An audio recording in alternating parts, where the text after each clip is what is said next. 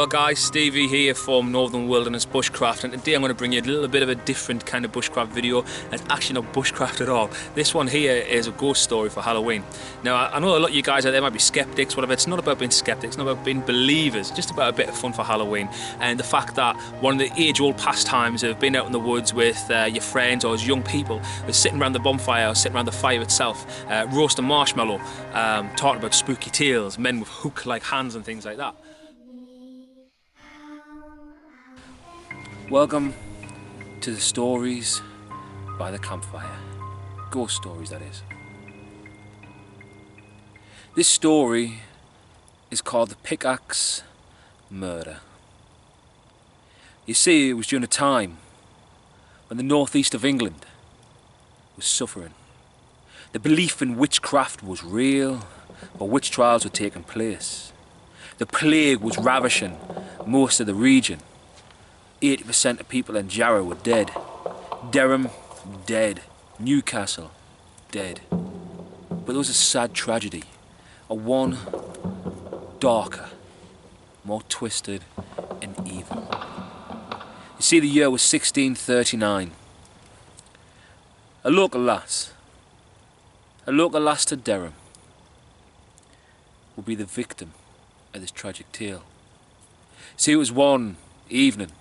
She was working for a master and his lovely, lovely house. Big manor on the hill, quite close to Durham itself, quite close to Finchale, where we're sitting right now around the fire. The story is that one night he took a liking to this maid. Over time he'd become more infatuated with her. He wanted her. He used to walk past and smell her hair. How creepy was that? The guy was obsessed. Finally, he couldn't take it. She rejected him many times, as he was married and he had children. And surely if she slept with this man, she'd lose her job as well.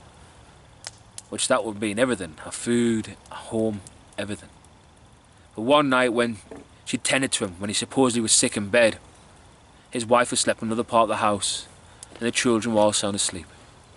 She knocked on his door. She asked, "Master, do you need anything before I retire for the evening?" He asked her to come into the room. Little did she know, he was waiting behind the door. He jumped out and grabbed her. He pushed her to the bed. Needless to say, he raped her. That girl died sometime soon, or sometime later. You see, at that point she truly did lose everything. Her whole life, her soul, everything was gone. He'd done something so dark and evil, it crushed her inside. The story is that she fell pregnant with his child.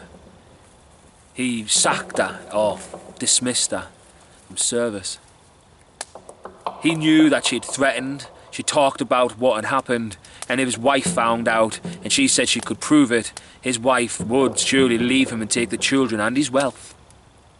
The story was that supposedly he turned to a local pitman that he knew. He said, "Pitman, I'll pay you 10 English pounds. During that time, it's a lot of money. 10 English pounds to kill this wench." The pitman agreed. He said he knew of an old pit close to Finchale, a place between Lumley, where she passed by on the way to Cocken Road. The story is that the young lassie was followed. The man attacked her, or the pitman did. He raped her, tortured her, attempted to strangle her, before finally sinking a pick into her head. Again, again, and again.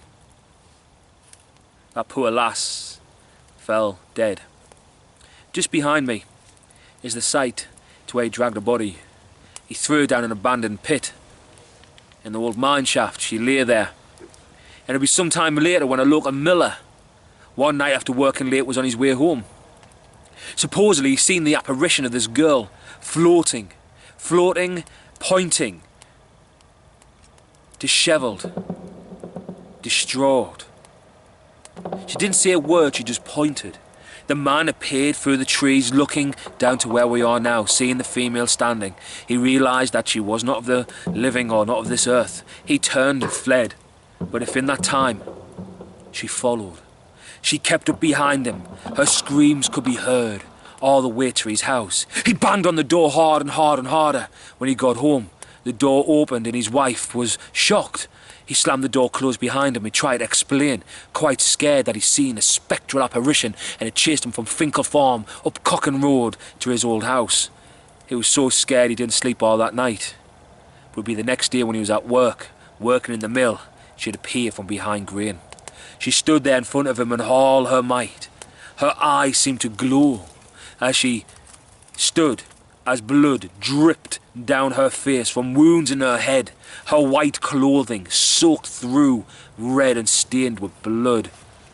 She was petrified, shaken and scared, and so was he. He couldn't understand what this apparition wanted, and he said to the spectre, "Foul apparition, what do you want of me?" The ghostly young girl supposedly turned and said, "I want you to tell the sheriff or the marshal to where my body is." At that point, he doesn't know what to do. Daren't it to tell anybody. He flees from his mill home. He's daren't tell his wife. Eventually, the haunting gets so bad in his house, dishes are thrown, howling sounds.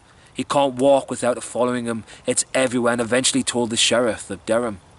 Him and the marshal come forward, and he pointed to where the body was. Down in the mine, they found the pick. They even found her stockings.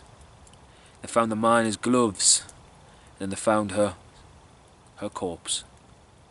Broken, beaten, smashed. Must have been a horrific murder. But from that day, that man, that pitman, they realised who he was. The spirit gave the name of the murderer, and it was even used in court. The spirit, I mean, not the name of the murderer, but the ghost supposedly appeared in the local court and told everybody what happened. So the myth says. To this day, the myth of the ghost says that she's meant to be at one and at rest. But sometimes dog walkers and local people passing by are said to see a woman standing in these woods, no longer sad and covered in blood, but smiling, walking with a small child, probably that of her baby, now grown, to an age where they can be happy together, supposedly.